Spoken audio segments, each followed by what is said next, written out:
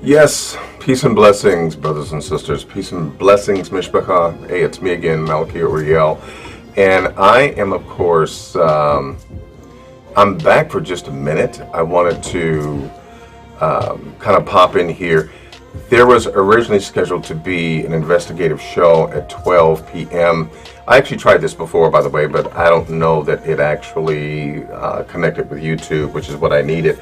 So there was actually originally scheduled to be, this being Sunday, there was going to be an investigative show at 12 p.m. That is going to be postponed, right? We're going to shoot for next week. Right now, I've got family over. And it's important that we, always take time for family, right?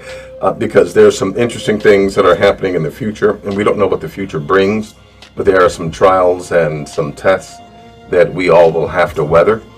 And we don't know what the aftermath is going to be. We're all believing that Yah, of course, that He is our, as it says in Hebrew, He is our Haginah, which means that He is our protection.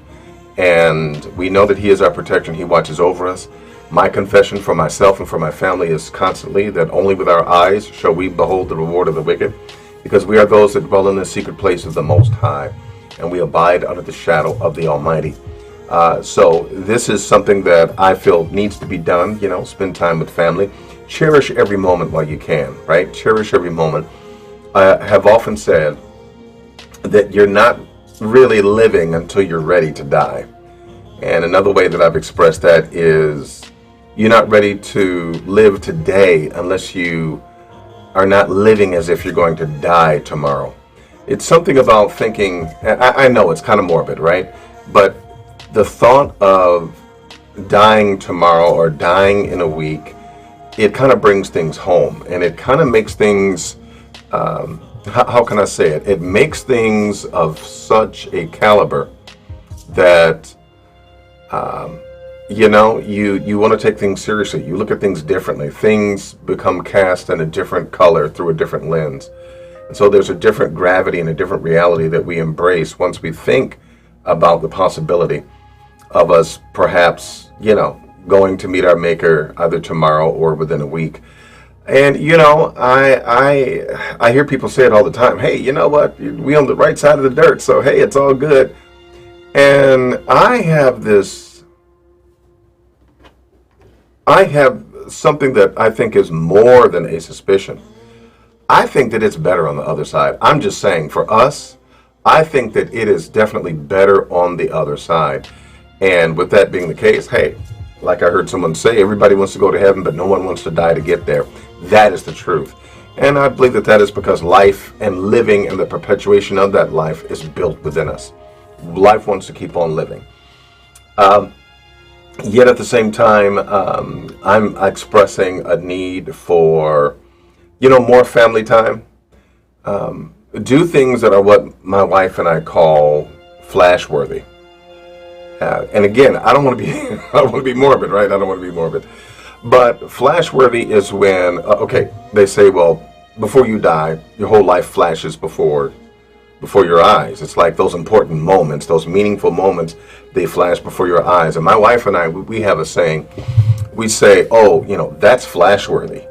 And when we say that's flash-worthy, we mean that this is so potent, and this is so meaningful, and this is being felt so deeply and experienced so deeply by the both of us, that this is going to be something that shows up in that moment. And we want to create more flash-worthy moments. And so you do that with family, you do that with the loved one in your life, and you keep it moving, right? You take each day as it comes. Like us, we're in a constant state of preparation. I'm in a constant state of preparation, not only for material and scriptures and truth, right? Helping those that I can to walk in the truth, but yet and still at the same time, I am, how can I say it? I am also in preparation by means of, helping my family and my immediate family and my grandchildren and my children, helping them to survive, helping them to live on. And I'm doing what I can, right? Don't know if it's enough, don't know if I can do much, but I'm doing what I can do. By being someone who lives in the city, I'm taking whatever precautions that I can to make preparations, right?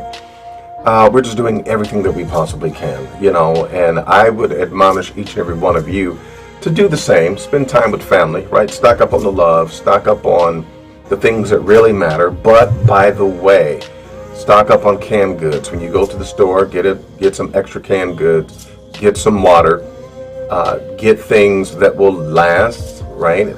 If you want to maintain a vegan or vegetarian diet, make sure that you get some quinoa. That's going to be your protein, some legumes, beans, peas, and nuts, things of that nature, to keep up on your protein.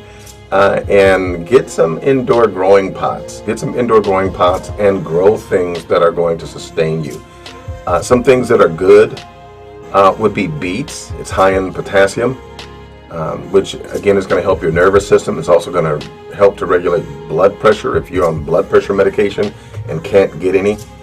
And there's other things that you can do, right? You can do garlic, turmeric, and a little bit of ginger and a little bit of pepper, right? With a little bit of honey. You can do that as well. But long story short, we have to do what we can. And I would suggest that at this particular moment, that you make preparations and start now. Like, make some changes, like making sure that you stop wasting food. Okay? Make sure that you stop wasting food. If you have a garden and you're going to grow things indoors, start composting, which means that you take all your table scraps and you use them also for your garbage. Your garbage should be mostly plastics that are of a recycle grade above 2. Okay? Why do I say above 2? I say above 2 because if it's 2, you can actually melt the plastic from bottles, water bottles and whatever else has that either that triangle or the circle with the 2 in the middle with the arrows, okay, that go around in the circle or the triangle, but it has the 2 in the middle. That you can melt down in your home without there being any adverse fumes or chemicals in the air. And you can then shape and form that into anything that you need, like plates or even weapons if you had to. That's something to keep in mind. So you want to take that. Also, something that is that is not necessarily morbid. It's a little interesting, but yes, you may need to even create your own toilet paper. I'm going to say this, right? Because it may come to a point to where we don't even have toilet paper, right? The ancients had a custom where they would use one hand, which would be the left hand. They would use one hand to, take care of that, right?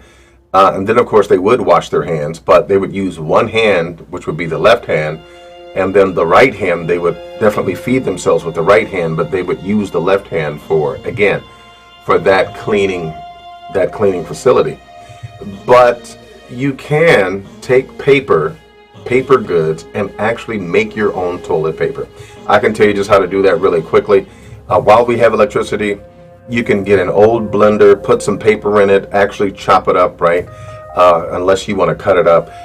You then soak that in water, you make a mulch out of it, then you put it on a flat surface, you let it dry. You usually would take something like a picture frame, right? You take a flat picture frame with glass in there, you pour some of that in there, right, to cover the whole thing. You press it down with some plastic coated paper on the other side, maybe like the cardboard that goes on the back of the picture. You put some wax paper, or you get some of the cellophane wrap, right? And you wrap that around it and you press it, right? You let it dry, you take it off, you peel it, and then you have toilet paper. So your garbage should become minimized. The only thing that you would use, or I should say that you would throw away really in your garbage, should be plastics that you can no longer recycle, okay? Plastics that you can no longer recycle. Now, I will say this, if you've got cans, and this is just a quick note, if you've got cans or if you've got some white or plastic bottles that you cannot use, one thing that you may want to do is you may want to use those, okay? And here's something that you can do. If you live in a climate where there is ample sunlight, you can actually put the cans and the open plastic containers in a large dark garbage bag, okay? And you can basically tie that together, but have a hose sticking out Stick that in the sun, have the hose going into the house or into an area, and you can actually bring out some heating temperatures. I think the levels are anywhere from 120 degrees to perhaps even 200 degrees based upon the degree of sun. But things like that, we have to begin to think that way, okay? Stock up on medical equipment, iodine, alcohols, things of that nature, gauze, bandages, and just things that you can. These are just notes. I'm just being, preparation minded, and I'd love for you to do the same. Also, I want to say, let's also get in mind that we may need to barter, okay? We need to establish a system of barter whereby we are able to get what we need, okay? And on that note, it's important for each family to focus on an item. If you are collected in a group together, right, and you have, let's say you have 10 essential needs in order to survive. If you've got 10 things that you need, okay, like we know how to get water from just about anything, anywhere, at any time. Someone else would say, well, we know how to manufacture paper goods. Or someone else would say, well, we have the ability to grow this crop and we have the ability to grow that crop. You can actually come together and you can barter your goods so that everyone as a community has things, everyone has exactly what they need, okay? Another opportunity would be to just simply have a co-op, okay? You have a place where everyone resides together, right? If you've got a bunch of campers, you put them in a circle, right? And you have a literal campground, if you will. I know that they have campgrounds, camping stations where, they supply electricity and so forth and so on. But I'm talking about when you have to survive on your own. These are just some of the things that I'm saying, that I'm mentioning by the way, that I feel that are important for each and every one of us. If they shut off the water, okay, but yet you have electricity, see if you can't get an old dehumidifier, which will pull the water out of the air, right? You add some water purification tablets to it, and then you've got a supply of water as long as you have electricity. You can also make a small little generator. You can find ways of doing that on YouTube where you can plug up a item, okay? So you may want to be able to plug up something like a radio, something like a light bulb, or something like a dehumidifier, so that you can have water, okay? That's something that you can do. So hey, I've rambled on enough. I just wanted to give you a few notes where I think that we should be focusing on. We should be focusing on getting together. If you live where I do, which is in the Midwest, I live in Milwaukee, Wisconsin.